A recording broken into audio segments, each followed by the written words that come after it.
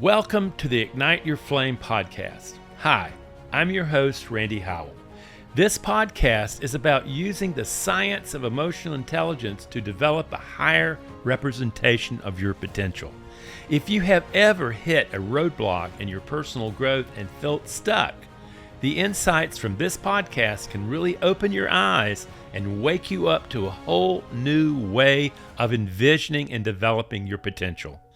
Let's get started. How do you create an edge in life? You know, when you enter a situation that you have an advantage that gives you an edge to be able to land really well. How do you do that? What I like to do is to separate an internal edge from an external edge. We often think that an external edge is going to make the deal work. It's going to say, if I only have this, if I have this piece of equipment, if I have this coach, if I have that, it's going to create an edge in me and it's going to give me the advantage that I'm seeking. Maybe I don't control everything, but I have a big edge. How does that work? First of all, have you ever wondered why edges don't work, particularly external edges? Let me give you an example from a friend of mine. Just so happens that a guy comes to my friend and says, look, our high school, we're tanking. We cannot afford the equipment to equip our golf team.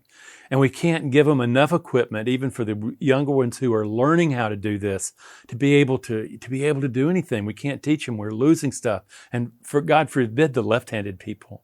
Can you help us? And what my enterprising friend did, he's obviously really connected to the golf community in our area. And then what he did is he started really asking people if they have any old golf equipment and stuff like that. And what he got supplied that high school forever. It's like triple, quadruple the amount of equipment that they thought they were going to get. And what happened is that what my friend discovered is that lots of people look at a putter, that look at a new piece of equipment, and will spend really good money for it, anticipating that it will give them an edge, in their golf game. And so they buy it, and they use it for a couple months, and all of a sudden it gets back in the back, and it's just sitting there. So what my friend did, he's actually secured all these pieces of equipment that other golfers had said, it's going to create an edge for me, and then found out that external edge somehow had a limit, and then that equipment was available. And consequently, the high school got really good equipment. Understand, this is equipment that top-end type of financial people were buying for themselves to improve their golf game, to get that edge. And so these kids in high school suddenly had dream equipment compared to them. What I want you to understand, that shows you the limit of an external edge. A piece of equipment can help you, and if it's the equipment that's in the way, you're there. But what most people find, they get an external edge and they still come face to face with the guy looking at them in the mirror, themselves. And so ultimately what we're going to end up having to do is not just have an external edge. That's easy. It's so easy to do that. This is going to make all the difference in the world. But to recognize what really matters in creating an advantage in your life is the internal edge. That internal edge is found by actually going deep inside yourself and recognizing that when you don't want to face something and you shy away from it, what you're really doing is you're looking at a teacher. You're looking at a teacher that if you have the courage, if you have the discipline, if you have the calmness, and if you have the clarity of mind, that to engage that mistake, engage that situation, and master it, what happens is you learn no longer to fear that. Understand, you do not learn from success. Your brain never did. What you learn is from failure. And as you fail, if you have the idea that, in my failure, the failure becomes the teacher. When you do that, you begin to say, it's not like I have to conquer anything. My job is to master myself, to master this aspect of my performance, this aspect of the edge that I do or don't have in my interaction with life. Because ultimately, friends, what you're doing, you are projecting your beliefs about your capacity to manage the uncertainties of life. I mean, real challenges in life.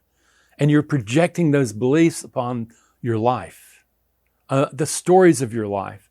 And what you're going to discover is where the weak spots are. But the weak spots are there to be exposed so that you can master them. So literally, as you make the mistakes, you're learning to say, okay, I can master that. I now have a greater edge. I no longer fear losing. I no longer am just all bent up a shape about having to win. What if really, it really came down to it, as the edge was the beliefs that you have about your ability to manage uncertainty as you meet it upon the road of your life? Yeah. And all of a sudden you realize that that edge is about your ability to perform under stressful conditions. That edge is earned. That edge is found when you master the fear that has stopped you before, that has been a roadblock. And in learning to master it, and you've got to have the courage, you have to have the compassion to be able to master it, what happens is you end up truly with an internal edge. You're no longer fearing it. You look at it and say, oh, failure is my teacher. Failure is my teacher. And I can learn to achieve by being a really good failing person. I can fail. I can learn. I master that lesson. I'm no longer caught in the loop of replaying that tape over and over again, of meeting that moment in the road of life and failing again and again and again. But you keep doing the same things over and over again. And accepting the failure, you master it. So when you meet that demon in the road again, you've mastered that aspect of yourself. Yeah. This is the internal edge. It's the internal edge that drives whatever edge you have in anything that you do. Because your sense of being, of who you are in the world, is no longer attached to your winning. It's no longer attached to your losing. It's no longer attached to, I matter if I win. It's no longer attached to my worth. It's dependent upon my performance and that by winning. And it's also my adequacy, who I am as a human being. It's not there either. What you've found is the inherent worth living within you that you're beginning to grow a different human being from. Friends, this is the edge that you really seek. The external edge, all those golf clubs that got donated to the high school, those were just a diversion. They helped you and had you believing that you had an edge with this new piece of equipment. But at the end, what happens is that, no, that wasn't where the problem was. The problem was right here. It's not going to be corrected out there. And what I'm asking you to do is to take stock of yourself and go, you know something? Have I really come to understand how valuable I am as a human being in the world of the universe? What if life really wanted to be in partnership, wanted to be in relationship with you, and there you are? You're coming forth because life is willing you into being. And you can interpret that any way you want, but the thing is recognizing that the truth is to a great extent, life is on your side. But if you insist on trying to swim upstream, it's going to make it more difficult.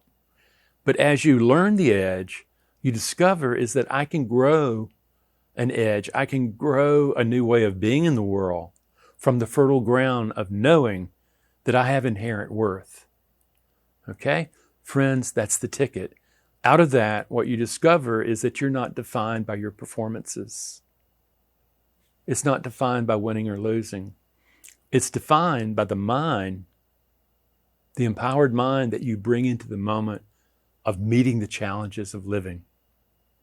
That can be taught.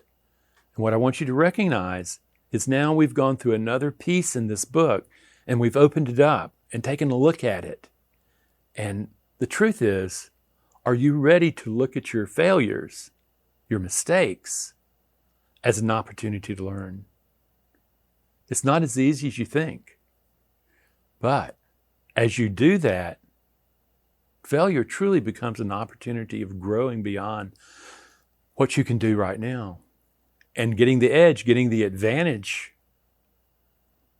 is about truly beginning to recognize that it's always been there. And the failure has forced you to look at it and to grow it and to build it into the human being that you can be. Come and learn, friends. Come and learn. Thank you.